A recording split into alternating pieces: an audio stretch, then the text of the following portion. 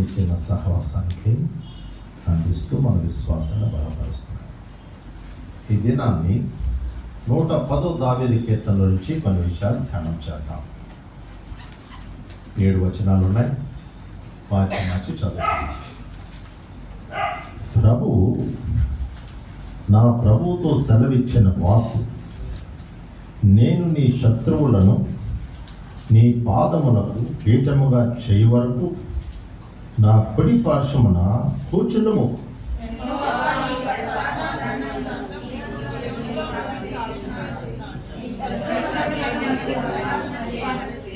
యుద్ధ సన్నాహాదినమున నీ ప్రజలు ఇష్టపూర్వకముగా వచ్చెదరు. నీ యవనస్తులలో శ్రేష్ఠులు పరిశుద్ధాలంకృతులై మంచు వలె అరుణోదయ గర్భములో నుండి నీ యొద్దకు వచ్చెదరు.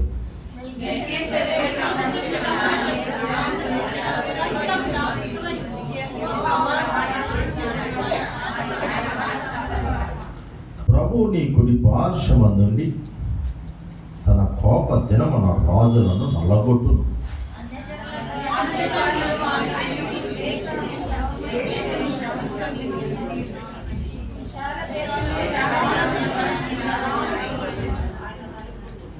మార్గమున 8 నీళ్లు పానము చేసి ఆయన తల ఎత్తు. మంచిది. దేవుడు ఈ 110 అధ్యాయంలో నుంచి కీర్తనలు ఎన్నో అమూల్యమైన సత్యాలు పరిశుద్ధాత్మ ద్వారా జ్ఞాపకం చేస్తున్నాడు మనకి. ఈ కీర్తన యొక్క తాత్పర్యాన్ని మీకు చూపిస్తాను. ఈ కీర్తన చాలా ప్రాముఖ్యతను, ప్రాధాన్యతను కలిగి. దేని కొరకు ప్రాధాన్యత కలిగి ఉందంటే, అభిషక్తుడు అంటే మన ప్రభువైన యేసు క్రీస్తును గూర్చిన స్పష్టమైన అర్థవంతమైన కీర్తన ఇది. ఆయనను రాజుగాను, ఆత్మ సంబంధమైన యాజకత్వము జరిగించేవానిగాను, యాజకునిగాను వ్యక్తపరిచే కీర్తన. దావీదు ఆత్మపూర్ణుడై ఆయనను ప్రభు అని పిలుస్తున్నాడు. ఆయనను ప్రభు అని పిలుస్తున్నాడు. అలాగే 12 గోత్రాల యాజకత్వము లేవీది. మరి ఈయన ఏ రీతిగా యాజకుడు అయ్యాడు? లేవి గోత్రికుడు కాదు కదా, ఈయన యోధా గోత్రం. కాబట్టి లేవీల యొక్క యాజకత్వం లోక సంబంధమైనది. ఈయన మెల్కీసెదెకు యాజకత్వానికి సంబంధించిన ఆత్మ సంబంధమైన యాజకత్వం. మన ప్రభు ఆత్మ సంబంధమైన యాజకుడు. 12 గోత్రాల దేవుడు తన ప్రజలకు సిద్ధపరిచిన యాజకత్వం తాత్కాలికమైనది, లోక సంబంధమైనది, లేవీలు. దాని గురించిన స్పష్టత కూడా ఈ 7 వచనాల్లో భద్రపరిచాడు. అలాగే క్రొత్త నిబంధనలో ఈ కీర్తనలోని సందర్భాన్ని ఎక్కువసార్లు ప్రస్తావించడం జరిగింది. ఈ మొదటి వచనం చూసారా? అది క్రొత్త నిబంధనలో చాలాసార్లు ప్రభు వారు దాన్ని ఏం చేశారు? ప్రతి సువార్తలోను, పత్రికల్లోనూ ఆ వచనాన్ని ప్రస్తావించడము జరిగింది. దానిని కొంతవరకు చూద్దాం కొన్ని సందర్భాలతో. చూడండి, మత్తయి సువార్త 22వ అధ్యాయం 41-45 చదువుకుందాం. ముందు రెఫరెన్స్ చూపించేస్తాము, తర్వాత ఒక్కొక్క సందర్భాన్ని మనము చూద్దాం.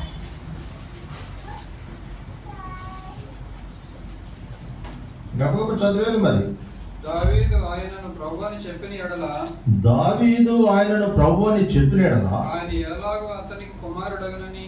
ఆయన ఎలాగో అతనికి కుమారుడగునని వారిని అడుగగా ఎవడను మారుమాట చెప్పలేకపోయాను. మరియు ఆ దినము నుండి ఎవడను ఆయనను ఒక ప్రశ్నయో అడుగగా తెగింపలేదు. 41 చదివారా? ఒకప్పుడు పరిసయ్యులు కూడి యేసు వారిని చూచాడు. మంచిది, అంతవరకు సందర్భాన్ని మనం తర్వాత ధ్యానం చేద్దాం. అంతవరకు వారందరూ ప్రభువుని ప్రశ్నలు అడిగారు. అంతవరకు వారిని ఏం చేశారు? ప్రభువుని ఎన్నో ప్రశ్నలు అడిగారు. వాటన్నిటికీ ప్రభువారు సమాధానం చెప్తే వారు ఊరకుండిపోయారు. ఇంకా వారికి ఎటువంటి ప్రశ్నలు లేవు. అప్పుడు క్రీస్తు ప్రభువారే వారి దగ్గరకు వచ్చాడు కదా. 41 ఏమంటున్నాడు? పరిసయ్యులు కూడి ఉండగా యేసు వారిని చూచి. పరిసయ్యులు అందరూ ఏం చేశారు? ఆయన ప్రశ్న వేసిన వారందరూ కూడి ఉన్నారు. వారు కూడి ఉంటే ప్రభువారు వారి దగ్గరకు వచ్చి వారికి ప్రశ్న వేస్తున్నాడు. ఈ ప్రశ్న ఏ ప్రశ్న? క్రీస్తును గూర్చి మీకేమి తోచుచున్నది? ఆయన ఎవరి కుమారుడు అని అడిగాడు. ఏమయ్యా, క్రీస్తుని గురించి మీకేం తోస్తుంది? ఆయన ఎవరి కుమారుడు అని ఎవరు అడుగుతున్నాడు? ఆయన ప్రజలకు ధర్మశాస్త్రోపదేశకులు పరిశీలన అంతవరకు ప్రభుని క్వశ్చన్స్ అడిగారు. ఆ 22 అధ్యాయం అంతా మీరు చదువుకుంటే వారి ఇంకా ప్రశ్నలు వేయడానికి ఏం లేదు. అలా కూర్చుంటే ప్రభువారు వారి దగ్గరికి వచ్చి ఆయన ప్రశ్న వేస్తాడు. ఏమని? క్రీస్తుని గురించి మీకేం తోస్తుంది? ఆయన ఎవరి కుమారుడని అడిగాను. వారు ఆయన దావీదు కుమారుడని చెప్పారు. వారు ఏం చెప్పారు? దావీదు. అందుకైనా అలాగైతే నేను నీ శత్రువులను నీ పాదముల క్రింద ఉంచి వరకు నీవు నా కుడి పార్శ్వమున కూర్చుండమని ప్రభువు నా ప్రభువుతో ఆత్మపూర్ణుడి. మరి దావీదు కుమారుడు అయితే దావీదుకి ఆయన ఎలా ప్రభు అయ్యాడో ఏ రీతిగా పలుకుతున్నాడు ఆయన? అది ప్రభువారు ఆ పరిశీలన చేసిన ప్రశ్న. క్రీస్తు దావీదు కుమారుడైతే మరి ఆయన ఏ విధంగా పలికాడు? ఆయనను నా ప్రభు అని ప్రభువారు వారికి ఏం చేస్తున్నాడు? ప్రశ్న వేస్తున్నాడు. చూడండి, మార్కు ఏ రీతిగా దాన్ని వ్యక్తపరిచాడు. మార్కు సువార్త 12వ అధ్యాయం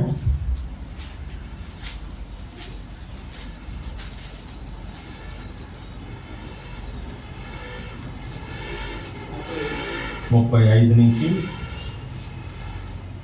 ఒకప్పుడు యేసు దేవాలయములో బోధించుచుండగా క్రీస్తు దావీదు కుమారుడని శాస్త్రులు చెప్పుచున్నారేమి? మరి లేఖనం ఇలా ఉంది కదా, ప్రవచనం. నేను నీ శత్రువులను నీ పాదపీఠముగా ఉంచు వరకు నీవు నా కుడి పార్శ్వమున కూర్చుండుమని ప్రభువు నా ప్రభువుతో చెప్పానని దావీదే పరిశుద్ధాత్మ ద్వారా చెప్పాడు కదా. ఇది ఎవరికి వేస్తున్నాడు? శాస్త్రుడు, అక్కడ పరిసయ్యులు. మార్కు శాస్త్రులకి వేసినట్టు చెప్తున్నాడు. ఇది మనకు తెలియాలంటే ముందు కూడా మనం గ్రహించాలి. 32 నుంచి చూద్దాం. అక్కడ ఏం జరిగిందంటే బాగా చెప్పు. ఎందుకంటే అప్పటికి పరిశీలన నోరు మోయించాడు ప్రభు. వాళ్ళు అడిగిన ప్రశ్నలన్నిటికీ ప్రభు వాళ్ళు సమాధానం చెప్పి వాళ్ళ నోరు ఏం చేశాడు? అది వీరికి చాలా మంచిగా ఉంది. అప్పుడు శాస్త్రి వచ్చి ఏమన్నాడు? అయ్యా బోధకుడా, బాగా చెప్పు. ఆయన అద్వితీయుడనియు ఆయన తప్ప వేరొక దేవుడు లేడనియు నీవు చెప్పిన మాట సత్యమే అని చెప్తూ పూర్ణ హృదయముతోనూ పూర్ణ వివేకముతోనూ పూర్ణ బలముతోనూ ఆయనను ప్రేమించయు ఒకడు తన్ను తాను వలె అధికమని ప్రభువుకు బోధ చేస్తున్నాడు ఈ శాస్త్రి. ఎవరు బోధ చేస్తున్నాడు? ప్రభు వారికి బోధ చేస్తున్నాడు. ప్రభు అడిగాడు, ఆజ్ఞలన్నింటిలో ఏది అందుకు ప్రభు ఏమన్నాడు? 34వ వచనంలో అతడు వివేకముగా ఉత్తరం ఇచ్చానని యేసు ఎరిగి గ్రహించి నీవు దేవుని రాజ్యమునకు దూరముగా లేవని ఆ తర్వాత ఎవడను ఆయనను ఏ ప్రశ్నయు అది అయిపోయిన తర్వాత మళ్ళీ దేవాలయంలో ఆ శాస్త్రిని ఈ విషయం ఆ ప్రవచనాన్ని గురించి ప్రశ్న వేస్తాడు. చూడండి లూకా సువార్త ఏ విధంగా దానిని వెళ్ళిపెట్టాడో. లూకా సువార్త 20వ అధ్యాయం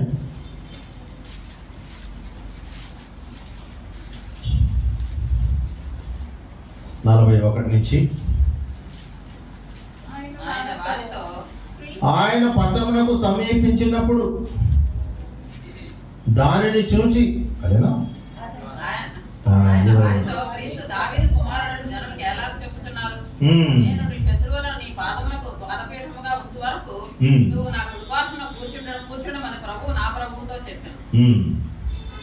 తర్వాత వారాయనను ఏమీ అడుగ తెగింపలేదు గనుక శాస్త్రులలో కొందరు బోధకుడా నువ్వు యుక్తంగా చెప్పావు. ఆయన వారితో క్రీస్తు దావీదు కుమారుడని జనులు ఏ రీతిగా చెప్తున్నారు? మరి లేఖనం ఎలా ఉంది కదా, నేను నీ శత్రువులను నీ పాదములకు పీఠముగా ఉంచు వరకు నీవు నా కుడి పార్శ్వమున కూర్చుండమని ప్రభువు నా ప్రభువుతో చెప్పాను అని కీర్తన గ్రంథంలో దావీదు చెప్పి ఉన్నాడు కదా అని ప్రభువారు ఆ శాస్త్రులను, పరిసయ్యులను, సద్దుకైలను ప్రశ్న వేస్తారు. వాళ్ళు క్రీస్తుని ఏమనుకుంటున్నారు? దావీదు కుమారుడు ఏమనుకున్నారు? అదే ప్రభువారు ముందు అడిగిన ప్రశ్న ఏంటి? మత్తయి ఏమయ్యా క్రీస్తుని గురించి మీరు ఏమనుకుంటున్నారు? అది ప్రభు ప్రశ్న వేస్తారు. వాళ్ళు అంటే టక్కన ఏం చెప్పారు? ఆయన దావీదు కుమారుడు అన్నాడు. మరి ఆయన దావీదు కుమారుడు అయితే దావీదు ఎందుకు అలా చెప్పాడు? దాని గురించి కొంత మనము ధ్యానం చేద్దాం. అలాగే పత్రికలో చూద్దాం. అపోస్తల కార్యము 2వ అధ్యాయము 1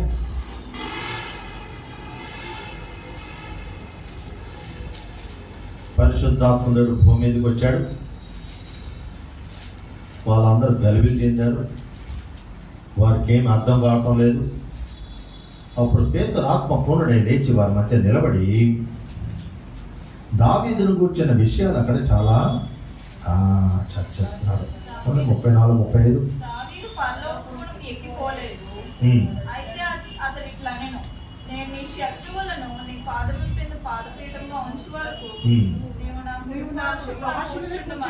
మంచి. ఇప్పుడు పేతురు ఏ విధంగా ఆత్మపూర్ణుడై దావీదుని నోట్ చేస్తూ కొన్ని విషయాలు ఆ సంఘానికి బోధిస్తున్నాడు. అప్పుడే పరిశుద్ధాత్ముడు వారి మధ్యకి రావటం, వారందరూ అన్య భాషలతో దేవుని ఘనపరచడం. అక్కడ వారందరికి ఎలా ఉంది? అదంతా అయోమయంగా ఉంది. వాళ్ళకి ఏం అర్థం కావటం లేదు. అక్కడ వారికి ఏమవటం లేదు, ఆ పరిస్థితి ఏమీ అర్థం అవటం లేదు. అప్పుడు 14వ వచనం అంటాడు, అయితే పేతురు ఆ 11లో కూడా లేచి బిగ్గరగా వార్త ఇట్లా అన్నాడు, యూదయ మనుషులారా, యెరూషలేములో కాపురమున్న సమస్త జనులారా, ఇది మీకు తెలియనుగాక చెవియొగ్గి నా మాట వినండి అని చెప్తూ ఈ విషయాలన్నీ కోట్ చేస్తున్నాడు. 24వ వచనం చూద్దాం. మరణము ఆయనను బంధించి ఉంచుట అసాధ్యము గనక దేవుడు మరణ వేదనను తొలగించి ఆయనను లేపాడు. ఎవరు చెప్తున్నాడు? అక్కడ కొన్ని వేల మంది కూర్చున్నారు. వేల మంది కూర్చున్నప్పుడు దేవుడు తన వాగ్దానాన్ని సంపూర్తి చేశాడట. ఏంట వాగ్దానము? నేను వెళ్తే కానీ మీ కొరకు ఆదరణకర్త రాడు. ఆదరణకర్త భూమి మీదకి, సంఘం మీదకి వచ్చాడనే సాదృశ్యంగా, సూచనగా అక్కడ గలిలీయులు ఏం చేశారు? అక్కడ చేరిన వారు ఎవరైతే 15 దేశస్తులు ఉన్నారో వారి భాష తోటి దేవుని యొక్క గొప్ప కార్యాలు పలుకుతూ ఆయనను స్తుతించడం మొదలుపెట్టారు. ఎప్పుడైతే ఈ రీతిగా దేవుని స్తుతిస్తున్నారో అక్కడ వారందరికి ఏమైంది? అరే వీళ్ళు గలిలీయులు కదా, వీళ్ళు చదువులేని వాళ్ళు, వీళ్ళు మన భాషతో దేవుని గొప్ప కార్యాలు చెప్తూ దేవుని ఏ రీతిగా స్తుతిస్తున్నారు అది వారికి అర్థం కాలేదు. అప్పుడు పేతురు ఆత్మపూర్ణుడై వారి మధ్య లేచి ఆ క్రీస్తును కూర్చున్న వార్త ఆ లేఖనాలన్నింటిని కోట్ చేస్తూ వారికి చెప్తున్నారు. ఆ దినమంతా ఇంచుమించు ఎంతమంది ప్రభుని అంగీకరించారు? 3,000 మంది ప్రభుని అంగీకరించారు. చూడండి 24 ఏమన్నాడు? మొదటి మరణము ఆయనను బంధించి ఉంచుట సాధ్యము గనుక దేవుడు మరణ వేదనను తొలగించి ఆయన లేపాడు. తర్వాత 25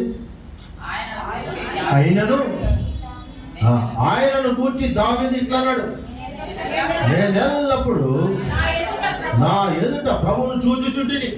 ఆయన ఆత్మపూర్ణుడై, దావీదు ప్రవక్త, ఆయన ఆత్మపూర్ణుడు ఏమన్నాడు? నేను ఎల్లప్పుడు నా ఎదుట ప్రభువును, ఆయన నా కుడి పార్శ్వమున ఉన్నాడు కనుక ఆత్మపూర్ణుడే చూస్తూ ఇవన్నీ చెప్పాడు. 2:27 నీవు నా ఆత్మను పాతాళములో విడిచిపెట్టవు, నీ పరిశుద్ధిని కుళ్ళుపడనీయవు చెప్తున్నాడు. అంటే అక్కడ చేరిన వారికి క్రీస్తుని గురించి వారు బోధిస్తున్నాడు. ఎవరికి? అక్కడ చేరిన వారు 15 దేశస్తులు చాలా మంది ఉన్నారు, కొన్ని వేల మంది ఉన్నారు అక్కడ. ఆత్మపూర్ణుడై ఆయన ఇవి చెప్తున్నాడు. అలాగే 29 అన్నాడు, సహోదరులారా, మూల పురుషుడు దావీదుని గురించి మీతో ధారాళంగా మాట్లాడవచ్చును. అతడు చనిపోయి సమాధి చేయబడెను, అతని సమాధి నేటి వరకు మన మధ్య ఉంది. అతడు ప్రవక్త అయి ఉండిన గనుక అతని గర్భములో నుండి అతని సింహాసనం మీద కూర్చుండబెట్టుదునని దేవుడు తనతో ప్రమాణపూర్వకంగా ఒట్టు పెట్టుకునే సంగతి అతడు ఎరిగి. అది ఎక్కడ ఉంది? 2 సమూయేలు 7:12-13 ఉంటుంది. తర్వాత ఇంటికి చదువుకోండి. దాని గురించి చెప్తూ వివరణ పైన చెప్పాడు కదా, క్రీస్తు పాతాళములో విడవబడలేదనియు ఆయన శరీరము కుళ్ళిపోలేదనియు దావీదు ముందుగా తెలుసుకొని ఆయన పునరుద్ధానం గురించి చెప్పాడు. ఆయన పునరుద్ధానం గురించి చెప్పాడు. ఆయన చెప్తూ ఈ యేసును దేవుడు అంతవరకు క్రీస్తు మెస్సీగా వారు ఏం చేయలేదు.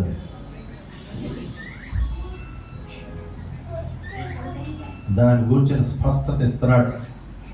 అక్కడ చేరిన వారికి పేతురు ఆత్మపూర్ణుడై క్రీస్తుని గురించిన స్పష్టత, ఆ సత్య వాక్యాన్ని, క్రీస్తుని గురించిన వార్త, క్రీస్తులో దేవుడు సిద్ధపరిచిన ఏర్పాటుని వారికి ఏం చేస్తున్నాడు? ఆయన చెప్తున్నాడు, ఇదిగో మీరు ఎవరైతే మీ పితరుడు దావీదు అనుకుంటున్నాడో ఆయన చనిపోయి ఇక్కడ ఉన్నాడు, ఆయన సమాధి ఇక్కడ ఉంది. అయితే చదువుతాం అందరూ 31-32 క్రీస్తు పాతాళములో విడవబడలేదని ఆయన శరీరము కుళ్ళిపోలేదని దావీదు ముందుగా తెలుసుకొని ఆయన పునరుద్ధానం గురించి చెప్పాడు. ఏంటి ఆ పునరుద్ధానం?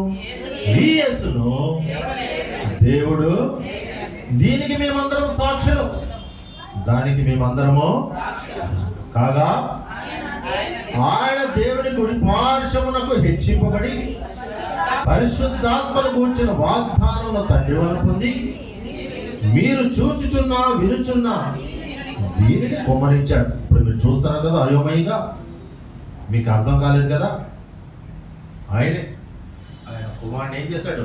పాతాళంలో విడిచిపెట్టలేదు సుమా, ఆయన పునరుద్ధానంగా లేపి ఏదైతే వాగ్దానం చేశాడో ఆయనకు, ఆ వాగ్దానాన్ని మీరు ఇప్పుడు చూస్తున్నారు. ఆ వాగ్దానాన్ని మీరు చూస్తున్నారు. వాగ్దానం చేయబడ్డాడు క్రీస్తు ప్రభు. లోకాసు సువార్త 24:49. దావీదు పరలోకమునకు ఎక్కిపోలేదు. మీరు ఎవరైతే తండ్రిగా భావిస్తున్నారో ఆ దావీదు పరలోకానికి, అయితే అతడు ఇట్లా అంటున్నాడు. క్రొత్త నిబంధనలో ప్రతి సందర్భంలో పత్రికల్లో దావీదు 110వ అధ్యాయం 1వ వచనం ఏదైతే చెప్పాడో దానిని ఏం చేస్తాడు? సూచనగా చూపిస్తున్నాడు.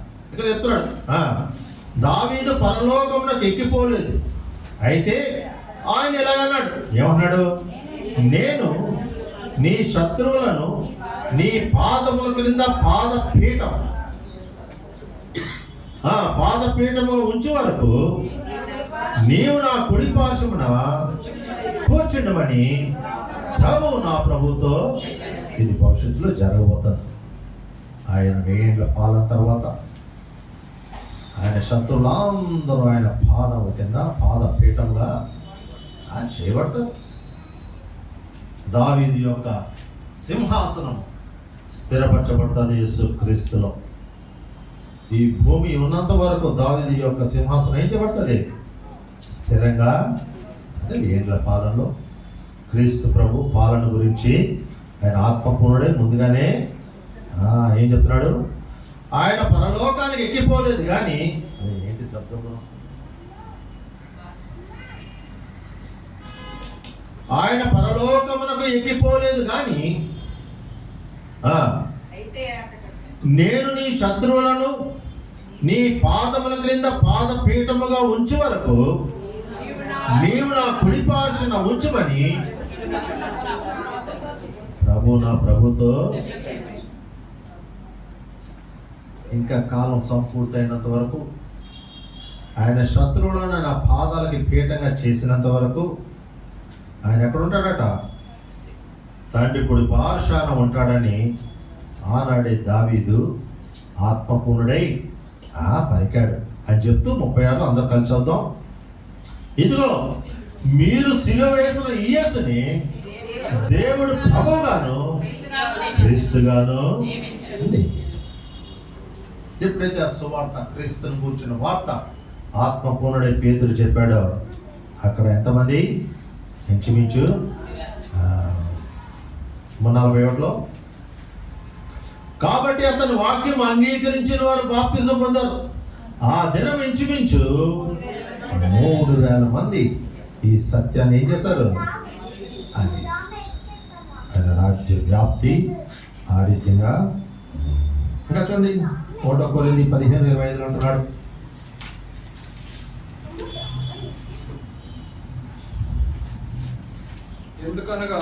ఎందుకనగా శత్రువులందరినీ తన పాదముల క్రింద ఉంచు వరకు ఆయన రాజ్య పాలన చేయుచుండవలెను. ఎందుకంటే పౌలు గారు అంటున్నాడు 1 కొరింథీ 15:25, ఎందుకనగా తన శత్రువులందరినీ తన పాదముల క్రింద ఉంచు వరకు ఆయన రాజ్య పాలన చేయుచుండాలి. కాబట్టి నశింపజేయబడు శత్రువు అదేంటది? అది మరణం. వాడికి ఏంటది? మరణం. మరణం యొక్క సంపూర్తి. వాడు నరకంలో పడద్రోయబడితే మరణం యొక్క సంపూర్తి. ఇంకా మరణం పరిపూర్తి అవ్వలేదు. మరణం ఇంకా అలా ఉంది. మరణం ఎప్పుడు పూర్తవుతుంది?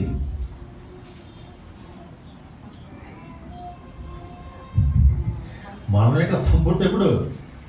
క్రీస్తు ప్రభువారు వాడిని జయించి వాడిని బట్టి ఎక్కడ పడేస్తాడు? నరకంలో. అదే 2వ మరణం. అదేంటది? అది మరణం. మరణం అనేది దేవునికి యొక్క పరిపూర్ణ ఎడబాటుకు శాశ్వతమైనది. ఇంకా అంటే ఇంకెవరు దాని నుంచి ఎవరు ఏం చేయలేదు? విడిపించలేరు.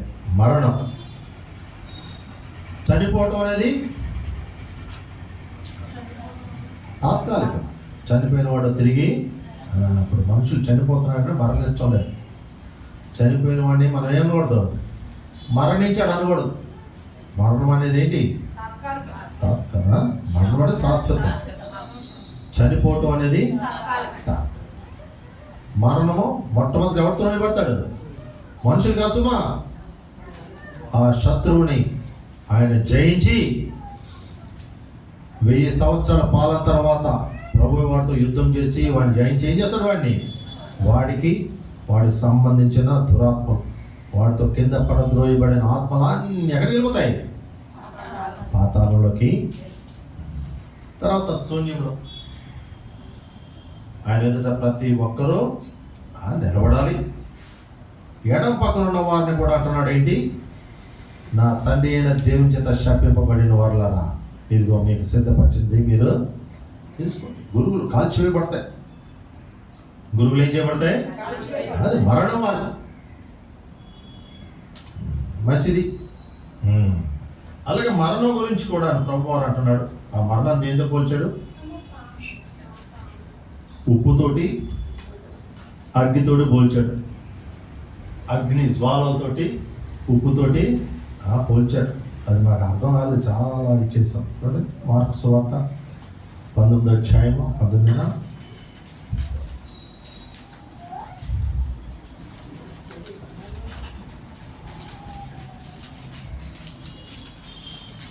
రవ్వ చెట్టు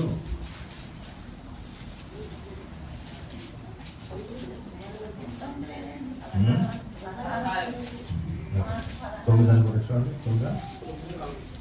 తొమ్మిది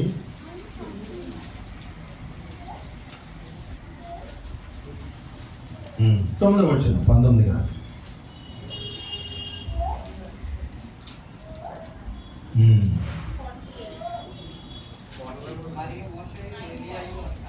నలభై 48 చదువుతాం. 48, 49, 50.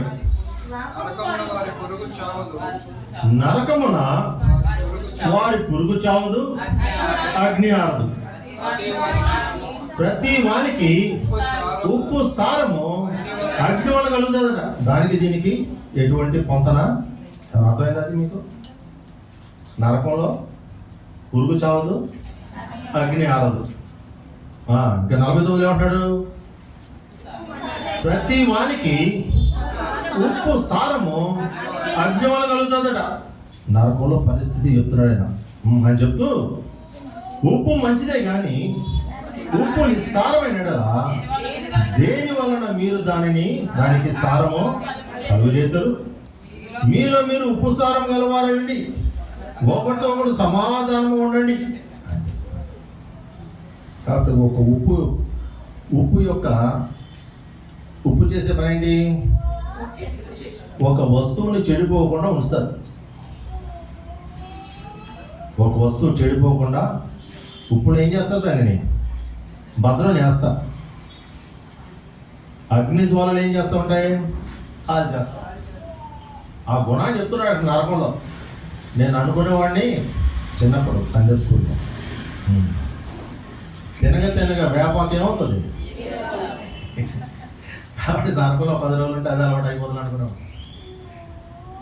తెలియదు. నరకంలో 10 రోజులు ఉంటే అది ఏమైపోతుంది, కాలం ఏమవుతుంది. కాబట్టి అగ్ని జ్వాలల తర్వాత ఆ పురుగు, ఆ జీవుడు కాలిపోతూ ఉంటాడు, కానీ అది ఏమవుతుంది? కృషించి చావదు, కృషించిపోదు. ఆ గుణాన్ని చెప్తున్నాడు ప్రభువారు. ఉప్పు ఏం చేస్తుందట? ఉప్పు యొక్క గుణం, ఆ అగ్నిలో పడవేయబడిన పురుగు వాడు నశించిపోకుండా, అంటే వాడు మాడిపోకుండా ఏం చేస్తుంది? ఆ గుణం. కాబట్టి అగ్నిలో ఆ పురుగు చావదట, అగ్ని వాడిని కాల్చడం, వాడు యుగాల యాతన పడవలసిందే. యుగాల యాతన పడవలసింది. సుమా ఎంత లోతైన అర్థం ఉంది దాంట్లో. ఉప్పు సారము దేని వల్ల కలుగుతుందట? ఆ పైన ఉన్నాడు, పురుగు చావదు, అగ్ని. కాబట్టి ఒకసారి అందులోకి తోసివేయబడిన తర్వాత ఆ మరణం ఎటువంటిదట? అది అగ్ని ద్వారా కాల్చబడాలి. ఆ యాతన నిరంతరం ఏం చేయడం? అది అలవాటు. అగ్ని ద్వారా పురుగు అయిపోదు, చెడిపోదు. అందుకన్నాడు ఆ ధనవంతుడు అందులో పడి కేకలేస్తాడు, అయ్యో. కాబట్టి ఏదైనా ఒక వస్తువు అగ్నిలో వేస్తే అది అయిపోతుంది, కొంతసేపటికి వాడి బస్ అయిపోతుంది. కానీ అక్కడ ఉప్పు గుణాన్ని చూపిస్తున్నాడు. ఆ పురుగు ఏం చేయలేదు, అది నిరంతరము దానిని ఏం చేస్తూ ఉండాలి? ఆ యాతన, అది మరణం. చాలా భయంకరమైన సుమాది. ఆ స్థితిలోంచి దేవుడు మనం ప్రేమించి మనల్ని విడిపించడానికి ఆయన కుమారుని చక్కటి ఏర్పాటును ఏం చేశాడు? ఆయన సిద్ధపరిచాడు. ఇంకా చూడండి హెబ్రీ పత్రిక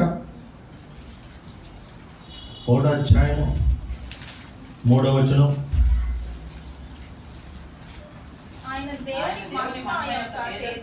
ఆయన దేవుని మహిమ యొక్క తేజస్సు మూర్తిమంతమునై ఉండి తన మహత్తు గల మాట చేత సమస్తమును నిర్వహించుచు పాపముల విషయములో శుద్ధీకరణ తానే చేసి దేవదూతల కంటే ఎంతో శ్రేష్టమైన నామం పొందెను. వారికైతే అంత శ్రేష్ఠుడై ఉన్నత లోకమందు మహామహుడగు దేవుని కుడి పార్శ్వాన ఆయన ఏమేట దావీదు చూస్తున్నాడు. ఆత్మపూర్ణుడే ఎలా చూస్తాడు ఆయనను? ఆయన శత్రువులను ఆయన పాదపీఠముగా చేసే వరకు ఆయన ఎక్కడ ఉన్నాడట? మహోన్నతుని కుడి పార్శ్వమున ఆయన వేచి ఉన్నాడు. ఆయన ఉన్నాడు అక్కడ. ఇక్కడ హెబ్రీ పత్రికలో పౌలు కూడా అదే చెప్తున్నాడు. ఆయన ఏమన్నాడు? ఆయన ఏమై ఉన్నాడో చెప్తున్నాడు ఇక్కడ. ఏమన్నాడట ఆయన దేవుని మహిమ యొక్క తేజస్సు. ఆయన ఏంటి? దేవుని మహిమ యొక్క తేజస్సును ఆయన తత్వము యొక్క మూర్తిమంతమైన, అంటే దేవుని యొక్క తత్వం, దేవుని యొక్క స్వభావం కలిగిన వాడుగా ఉన్నాడు అక్కడ. దేవుడికి ఎటువంటి మహిమ ఉందో ఆయన కూడా అటువంటి మహిమే కలిగి ఉన్నాడు. ఆయన తత్వం యొక్క మూర్తిమంతమై ఉండి తన మహత్తు గల మాట చేత సమస్తమును నిర్వర్తిస్తున్నాడు. కాబట్టి అక్కడ నుంచి ఈ సమస్తాన్ని ఏం చేస్తాడు ఆయన? నిర్వర్తిస్తున్నాడు. దాని కదా అయిపోవటంలో సుమారు అంతాను. ఈ సృష్టి యావత్తు ఆయన అక్కడి నుంచి ఏం చేస్తాడు? ఆయన నిర్వర్తిస్తున్నాడు, అంటే నడిపిస్తున్నాడు. ఇంకా పాపముల విషయంలో శుద్ధీకరణ తానే చేశాడు. ఆ రీతిగా చేయటం ద్వారా ఆయన ఏ రీతిగా హెచ్చింపబడ్డాడు? దేవత దూతల కంటే ఎంతో శ్రేష్టమైన నామం పొందెను. వారికంటే అంత శ్రేష్ఠుడై ఉన్నత లోకమందు మహామహుడగు దేవుని కుడిపార్శ్వాన ఆయన ఏం చేశాడట? కూర్చున్నాడు. చూడండి 5వ వారు.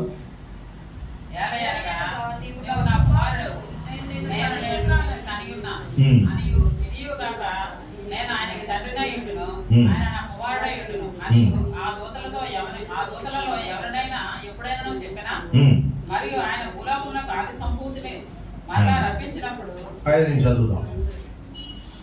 అటువలే క్రీస్తు కూడా ప్రధాన యాజకుడొకటకు తన్ను తానే మహిమపరచుకొనలేదు గాని, నీవు నా కుమారుడవు, నేడు నేను నిన్ను కని ఉన్నాను అని ఆయనతో చెప్పిన వాడే ఆయనను ఏం చేశాడు? మహిమపరిచాడు. ఏదైతే మహిమపరిచాడు? నీవు మెల్కీసెదకు క్రమము చొప్పున నిరంతరము యాజకుడువే ఉన్నావు. ఏదైతే మహిమపరిచాడట? ఆయన ఎటువంటి యాజకుడు? నీవు మెల్కీసెద యొక్క క్రమము చొప్పున, నువ్వు మెల్కీసెదకు ఎవరు? షాలేము రాజు. మెల్కీసెదకు ఎవరు? షాలేము రాజు. ఆయన రాజు, ఆయన యాజకుడు.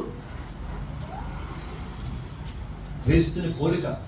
మన ప్రభువారు రాజాది రాజు, ఆయన ప్రధాన యాజకుడు. అలాగే మెల్కీసెదకు కూడా ఆయన రాజు.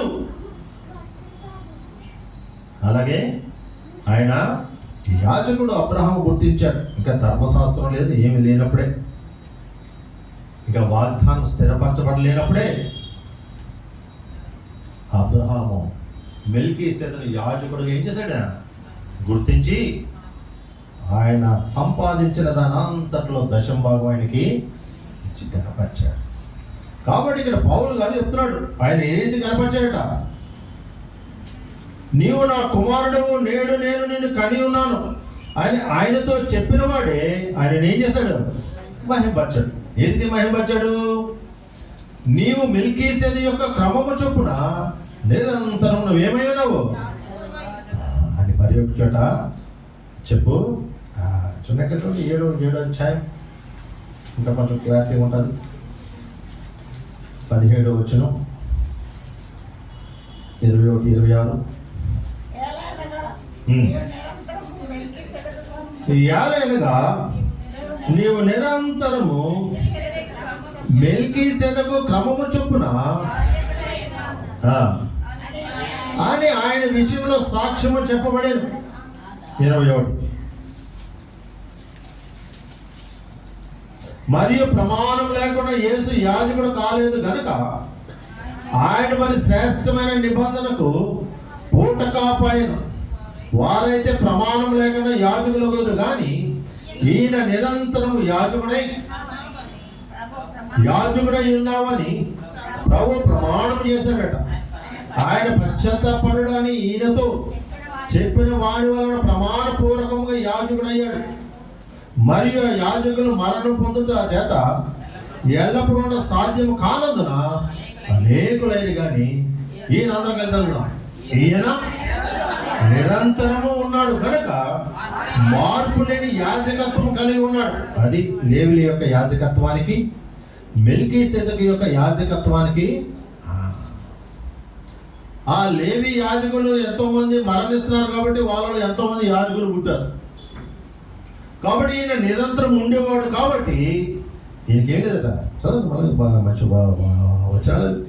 ఈయన నిరంతరము ఉన్నాడు కనుక మార్పు లేని యాజకత్వము కలిగిన ఈయన ద్వారా దేవుడు తన ఎదుగు వచ్చి వారి పక్షమున విజ్ఞాపన చేయటకు నిరంతరం ఆయన ఏం చేస్తున్నాడు గనుక వారిని సంపూర్ణ రక్షించుటకు ఆయన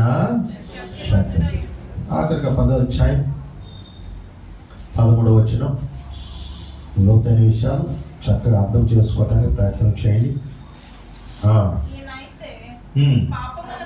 10 నుంచి చదువుదాం. యేసుక్రీస్తు యొక్క శరీరము ఒక్కసారి అర్పింపబడుట చేత ఆ చిత్తమును బట్టి మనం పరిశుద్ధపరచబడి ఉన్నాం. మరియు ప్రతి యాజకుడు దినదినము సేవ చేయించు పాపములను ఎన్నటికీ తీసివేయాలని ఆ బలులనే మాటి మాటికి అర్పించుచూ ఉండేను. ఈయనెవరు? మన ప్రభువైన యేసుక్రీస్తు అయితే పాపలన్నిటి విషయమై సదాకాలం నుంచి ఒక బలిని అర్పించి అప్పటి నుండి తన శత్రువులను తన పాదములకు పాదపీఠముగా చేయబడే వరకు అర్పించాడు. కాబట్టి యేసుక్రీస్తు ఆయన శిలువ మరణంలో శత్రువుని ఏం చేశాడు? జయం చేశాడు. అదే కదా ఏమన్నాడు? సదాకాలం నుంచి ఒక బలిని అర్పించి అప్పటి నుండి అప్పుడు జరిగింది వాడి యొక్క పతనం. వాడిని జయించి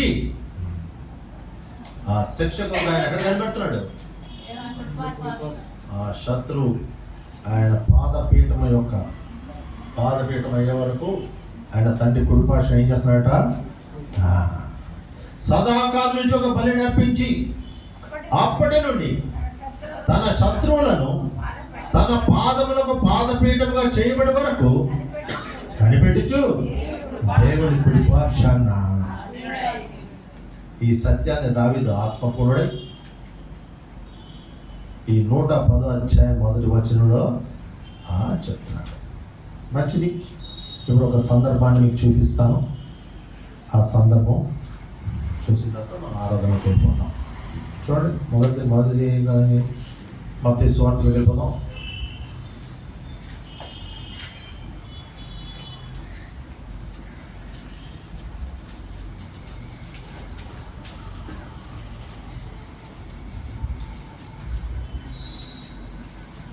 మెల్కీసెదెకు క్రమం చొప్పున నీవు నిరంతరము యాజకుడు.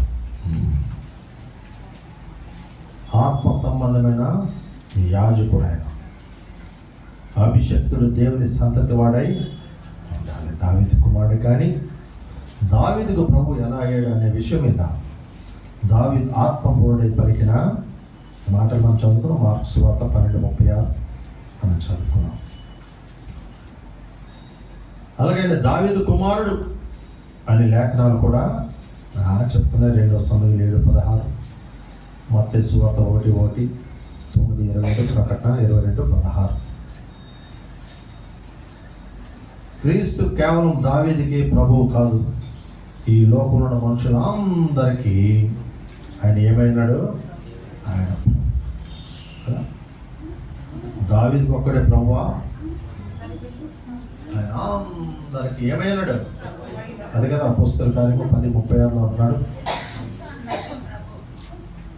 చూడండి, కేవలము క్రీస్తు దావీదుకి ప్రభువు కాదు, ఈ లోకంలో ఉన్న మనుషులందరికీ ఆయన ఏమన్నాడు?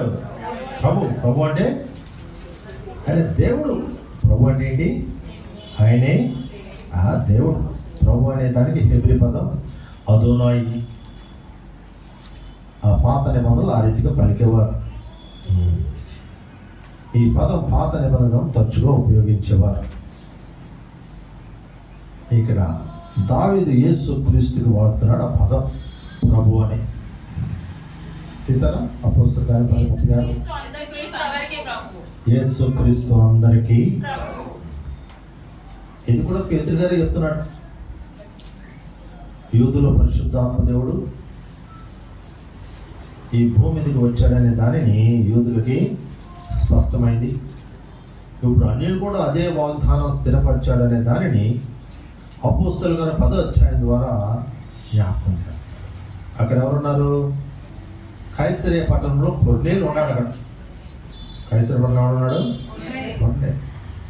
ఆయన అన్యుడే కానీ యూదా మతాన్ని ఏం చేస్తాడు? ఆయన స్వీకరించినవాడు. ఆయన అన్యుడే, రోమాకు సంబంధించిన వాడు. చాలా ముఖ్యమైన పోస్టులు ఉన్నాడు. శతాధిపతి, సైన్యాధిపతి. ఆ కైసరియా ప్రాంతంలో ఈయనని గవర్నర్గా, శతాధిపతిగా నియమించారు. ఈయన అన్యుడైనప్పటికీ యూదా మతాన్ని ఏం చేశాడు? ఆయన అవలంబించాడు.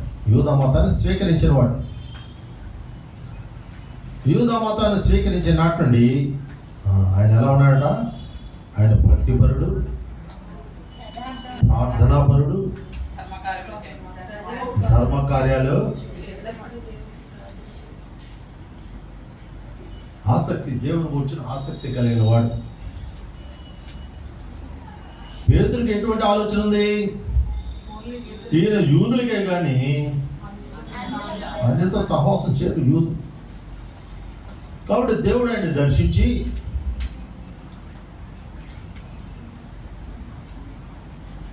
ఇప్పుడు ఆ యుపేలో ఉన్న విశ్వాసం తీసుకుని ఎక్కడికి వచ్చాడు? ఈయన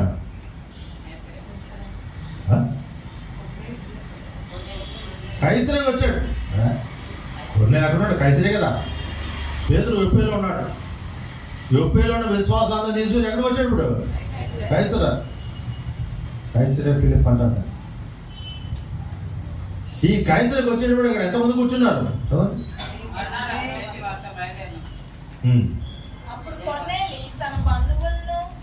అప్పుడు కొర్నేలి తన బంధువులను, ముఖ్య స్నేహితులను పిలిపించి వారి కొరకు ఏం చేస్తున్నాడు? ఎందుకంటే కొన్నేళ్ళు కూడా దర్శనం పొందాడు, దూత ద్వారా బోధింపబడ్డాడు. నువ్వు పలానా వ్యక్తిని పిలిపించుకో, నీకు క్రీస్తుని కూర్చున్న వార్త, సత్యమును కూర్చున్న వార్త నీకు బోధిస్తాడు. ఎప్పుడైతే ఈ దర్శనం కలిగిందో ఇద్దరు మనుషులను ఉపయోగించాడు. ఆయన వచ్చిన లోపల ఆయన ఏం చేస్తాడు? ఆయన బంధువులను, స్నేహితులను, ముఖ్యమైన వారిని అందరిని సమకూర్చి ఆ పేతురు కొరకు వాళ్ళు ఏం చేస్తున్నారు? కనిపెడుతున్నారు. ఈ లోపల దేవుడు పేతురు కూడా ఏం చేశాడు? ఆయన పేతురు కూడా దర్శించి సిద్ధపరిచాడు. ఇక సాధారణ అన్ని దగ్గరికి రారు. ఆ దర్శనాన్ని బట్టి ధైర్యంగా ఎక్కడికి వచ్చాడు? అక్కడ కొంతమంది తీసుకుని, విశ్వాసం తీసుకుని ఈ కైసరియా కొర్నేలి దగ్గరికి అక్కడ చూసినప్పుడు ఎవరున్నారు? తన బంధువులను, ముఖ్య స్నేహితులను పిలిపించి వారి కొరకు ఏం చేస్తున్నాడు? పేతురు కొరకు. పేతురు లోపలికి రాగా కొర్నేలి అతను ఎదుర్కొని అతను పాదం పెట్టి నమస్కారం చేశాడు. అందుకు పేతురు లేచి నిలబడు, నేను కూడా నరుడనే అని చెప్పి లోపలికి వచ్చి అనేకులు కూడి చూచాను. అప్పుడేమన్నాడు? అన్యజాతి వారితో సహవాసం చేయుటైనను, అతి వారిని ముట్టుకొనుటైనను యూదునికి ధర్మము కాదని మీకు తెలియను. అయితే ఏ మనుషుడను నిషేధింపబడిన వాడు కాడు. ఏ మనుషుడను నిషేధింపబడిన వాడు కాదు. యూదులు అంటే యూదులు గొప్ప కాదు. యూదుల ద్వారా దేవుడు ఉనికిని లోకాలకి తీసుకురావడానికి దేవుడు యూదుని ఏం చేశాడు? ఏర్పాటు చేస్తున్నాడు. కాబట్టి దేవుడు మనుషులందరూ ఒకే రీతిగా చూస్తున్నాడు అని చెప్తూ ఆ సువార్త వారందరికీ చెప్పి 34 అంటున్నాడు చూడండి, దేవుడు పక్షపాతి కాడని నిజముగా గ్రహించాను. ఆయన దర్శనం బట్టి చెప్తున్నాడు. క్రీస్తుని కూర్చున్న వార్త, ఆ సత్యం వాళ్ళకి తెలియజేయబడింది. వాళ్ళు తెలియజేయబడిన తర్వాత ఇప్పుడు ఏమంటాడు ఆయన? దేవుడు పక్షపాతి కాడని నేను గ్రహించాను చెప్తూ, ప్రతి జనములోను ఆయనకు భయపడి నీతిగా నడుచుకుని వారిని యేసుక్రీస్తు అందరికీ ప్రభు. ఆయన దావీదుకు ఒక్కడిగా ప్రభు కాదు, ఆయన లోకంలో మనుషులందరికీ ఏమైనాడు? ఆయన ప్రైజ్ ది లార్డ్. ఆయన ఒక్కడే ప్రభు, ఆయన ఒక్కడే దేవుడు. ఆయన తండ్రి కుడిపార్శ్వ నాశనుడు ఏం చేస్తాడు? ఈ సమస్తాన్ని ఏం చేస్తాడు? ఆయన నిర్వర్తిస్తున్నాడు. అలాగే శత్రువు యొక్క మరణం కొరకు ఆయన అక్కడ ఏం చేస్తాడు? ఆయన కాలం పూర్తి అయినంత వరకు అక్కడ కనిపెడుతున్నాడు. కాలం పూర్తయినంత వరకు అది దావీదు ఆత్మపూర్ణుడే చూస్తున్నాడు. ఆత్మపూర్ణుడే చూస్తూ ఆ మాటలు పలికాడు. అక్కడ కూడా ఏమైంది? ఎప్పుడైతే వాక్యాన్ని అంగీకరించే వారందరి మీద ఏమన్నారు? పరిశుద్ధాత్మ దేవుడు కదా, ఉందా లేదంట? చదువు 45-46.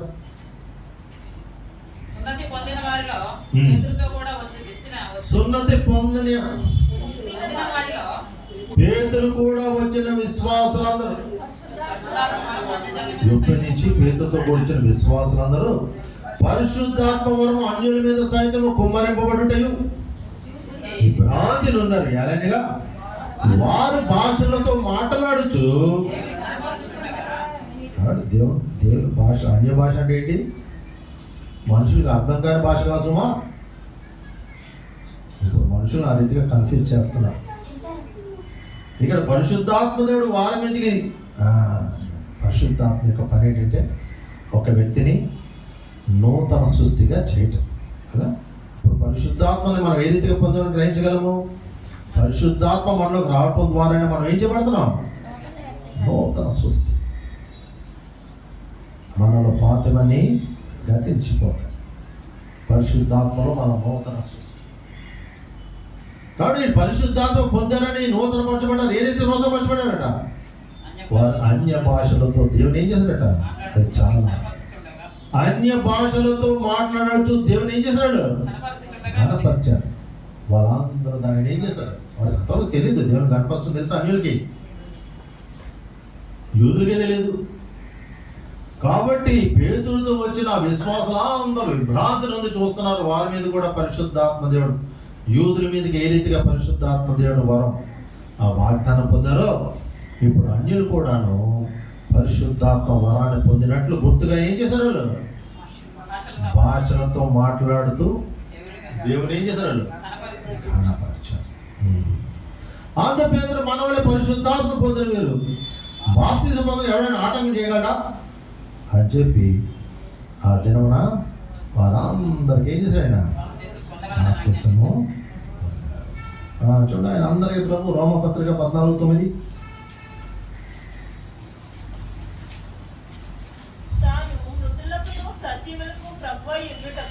తాను మృతులకును సజీవులకును ప్రభువై ఉండుటకు, ఆయన మృతులకును సజీవులకును ఇందు నిమిత్తమే కదా క్రీస్తు చనిపోయి మరలా, ఆయన మృతులకును సజీవులకు ఏమైనాట? మృతులు ఎవరు? సజీవులు ఎవరు? అశ్విని, మృతులు ఎవరు? సజీవులు. క్రీస్తు విశ్వాసం వచ్చిన వారందరూ క్రీస్తుతో పాటు ఆయన జీవం మనుషులు ఏం చేసింది? వెలిగింపండి. ఆయనతో పాటు జీవింపజేస్తుంది సజీవులు. రేపు యుగాలు ఆయనతో పాటు మృతులు ఎక్కడ ఉంటారు? జీవంగా. వారు భూమి మీద ఉన్నంత వరకు వారు కూడా ఆయన ఏమైనాడు? ఆయన ప్రభువే. మృతులకును సజీవులకును. కాబట్టి సత్యమును కూర్చొని విశ్వాసత ఎవరైతే వారు హృదయాలు కలిగి ఉంటారో, దేవుడు ఆత్మ సంబంధమైన జీవం క్రీస్తు ద్వారా ఏ రీతిగా జీవనకు ఉనికిని లోకంలో బయలుపరిచాడు, ఆ జీవం యొక్క ఉనికి మనుషులు ఏం చేసింది? మనం వెలిగింపబడిన వారు. ఆ రీతిగా వెలిగింపబడిన వారు క్రీస్తుతో పాటు ఆయన కృపను ఏం చేస్తున్నారు? జీవిస్తున్నారు కదా. అదే కదా ఎఫెసీ పత్రిక 2వ అధ్యాయం.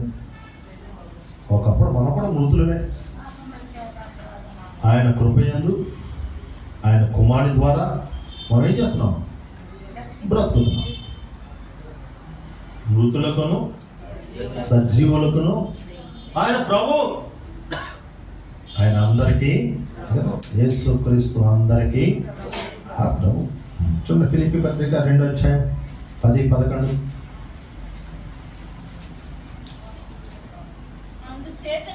అందుచేతను పరలోకంలో ఉన్నవారు కానీ, భూమి మీద ఉన్నవారిలో కానీ, భూమి క్రింద ఉన్నవారిలో కానీ ప్రతి వాని మోకాలును యేసు నామమున వంగునట్లు ప్రతి వాని నాలుకయు తండ్రి అయిన దేవుని మహిమార్థమై యేసు క్రీస్తును అని చెప్పాడు. నువ్వు రాసుకున్నాడు.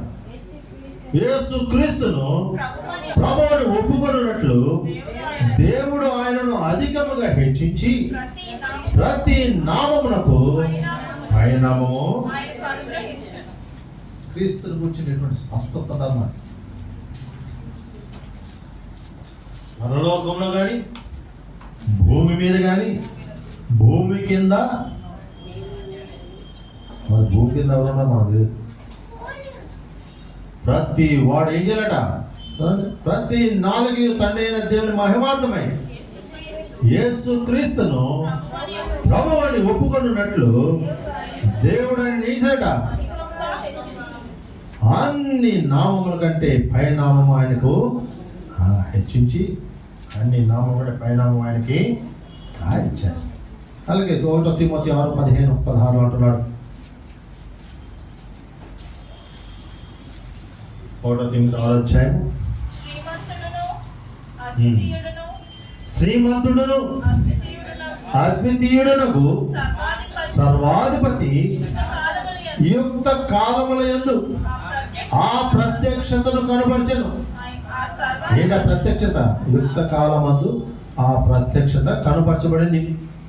ఏంటి ఆ ప్రత్యక్షత? ఆ సర్వాధిపతి, ఆయన రాజులకు రాజును ప్రభువులకు ప్రభువునై ఉన్నాడు. ఆ సర్వాధిపతి, దేవుని అభిష్టాన్ని పరిపూర్ణంగా సంపూర్తి చేసిన సర్వాధిపతి. ఇప్పుడు గొర్రెపిల్ల కాసుమా ఆయన ఏమైనాడట? ఆ సర్వాధిపతి ప్రత్యక్షతను కనబరిచాడు. ఏ రీతి కనబరిచాడు? ఆ సర్వాధిపతి ఏమైనాడు? ఆయన రాజులకు రాజు. క్రీస్తును కూర్చున్న స్పష్టత ప్రతి విశ్వాసులు ఈ విధంగా ఉండాలి. ఇటువంటి స్పష్టత లేకుండా ఆయనకి ఏ రీతి వందనాలు చెల్లిస్తాం? మామూలు వందనాలు చెప్పడం వేరే, క్రీస్తుని అటువంటి స్పష్టత కలిగి మనం ఆయనకు వందనాలు చెల్లించడము. కాబట్టి భక్తుడు తిమోతికి వ్రాస్తూ ఏమన్నాడు? శ్రీమంతుడును అద్వితీయుడునగు. అద్వితీయుడు అంటే ఒకే దేవుడు. అద్వితీయుడు ఏంటంటే ఒకే దేవుడు. అద్వితీయుడునగు సర్వాధిపతి తగిన సమయంలో, యుద్ధకాలం అంటే తగిన సమయంలో ఆ ప్రత్యక్షతను కనబరిచేశాడు. అయిపోతే లేదా ప్రత్యక్షత?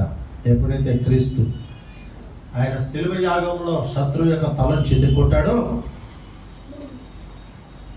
ఆయన ప్రత్యక్షత ఈ లోకంలో ఏం చేయబడింది? బయటపడ్డాడు. దేవుని యొక్క అభిష్టాన్ని ఎప్పుడైతే సంపూర్తి చేసి ఆయన పరమునకు చేర్చబడటం మనుషులందరూ చూశారో, ఆయన ప్రత్యక్షత. ఆ సర్వాధిపతి ఇప్పుడు ఎక్కడ ఉన్నాడట? ఆ సర్వాధిపతి రాజులకు రాజును ప్రభువులకు అని చెప్తూ 16 అంటాడు. సమీపింపరాని తేజస్సులో ఆయన మాత్రమే వసించుచు అమరత్వం గలవాడై మనుషులలో ఎవడనో ఆయనను చూడలేదు, ఎవడనో చూడనేరడు. ఆయనకు ఘనత శాశ్వతమైన. ఇప్పుడు ఆయన ఏం చేయలేదు. ఆయన ఎక్కడ ఉన్నాడు? ఆయన తండ్రి కుడి పార్శ్వాన ఆయన కొరకు సిద్ధపరచబడిన సింహాసనం మీద ఆసీనుడై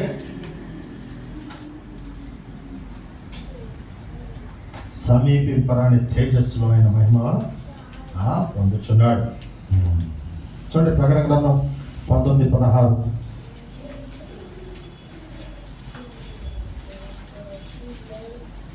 రాజులకు రాజును రాజులకు రాజును ప్రభువులకు ప్రభు అను నామము ఆయన వస్త్రం మీదను. టైం అయిపోయింది. ఆ సందర్భం చెప్పాలంటే కరెక్ట్ అవుతుంది. వచ్చే వారం సందర్భం చెప్పుకుందాం. మత్తయి సువార్త 22వ అధ్యాయము. ఆ ఉపమానాల ద్వారా దేవుడు వారిని ఏ రీతిగా నోరు మూయించాడు. ప్రభు వారికి వేసిన ప్రశ్న ఇవి మనము వచ్చే వారము ఆ సందర్భం ఒకటి చూద్దాం. అంతే. మరొకసారి 110 కీర్తనలో 110 మొదటి వచనం చదవండి. ఇంతవరకు మొదటి వచనం చెప్పుకున్నాం మనం. ఆయన లేఖనం ఆత్మపూర్ణుడై పలుకుతున్నాడు. ఎవరు? దావీదు. ఏమని పలుకుతున్నాడు?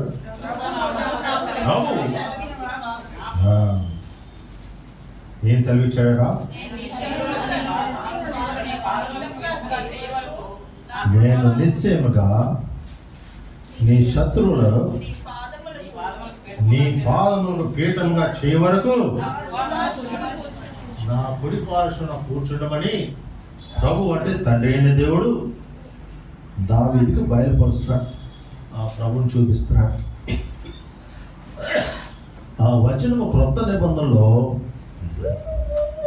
ఎన్నో సందర్భాల్లో ఒక సూచనగా దానిని ప్రభువారు చూపించారు. వారందరూ ప్రశ్నలు వేసిన వాటన్నిటికీ సమాధానం చెప్పి వాళ్ళకి కూర్చుని ఉన్నారు.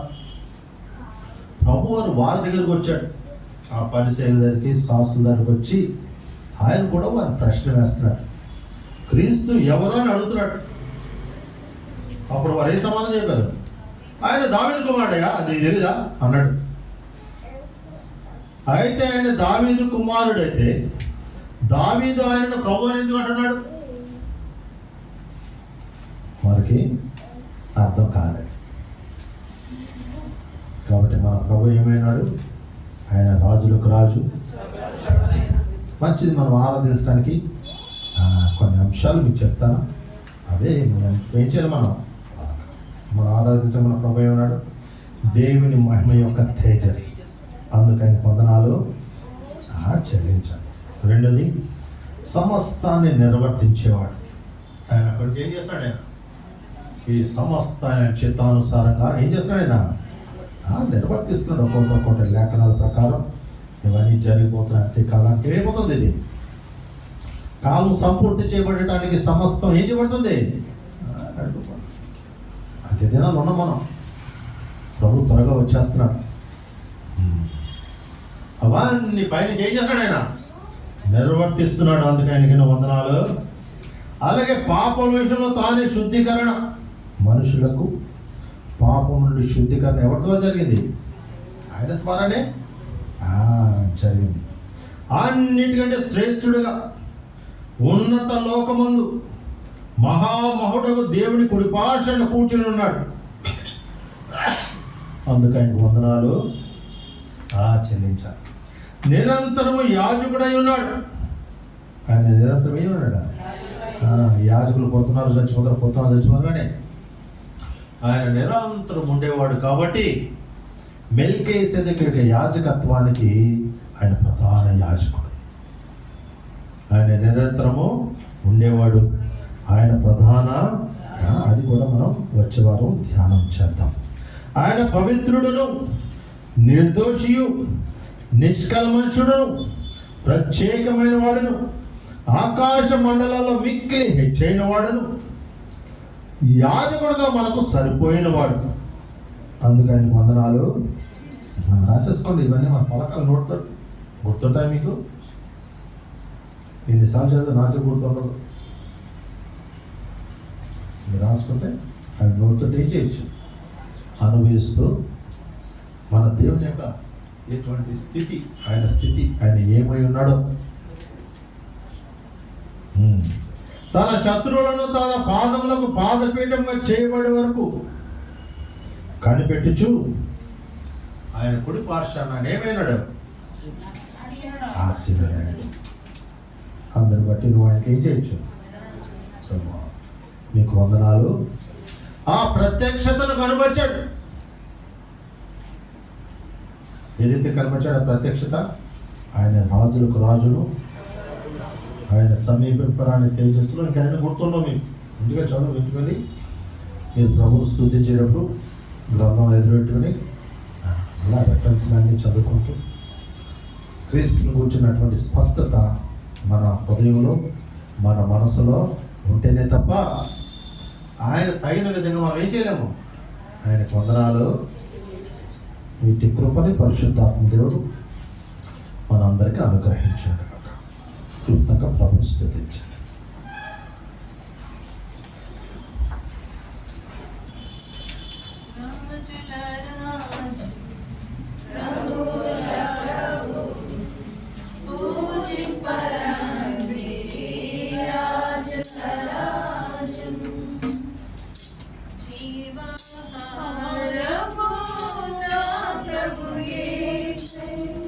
బలపరచితివి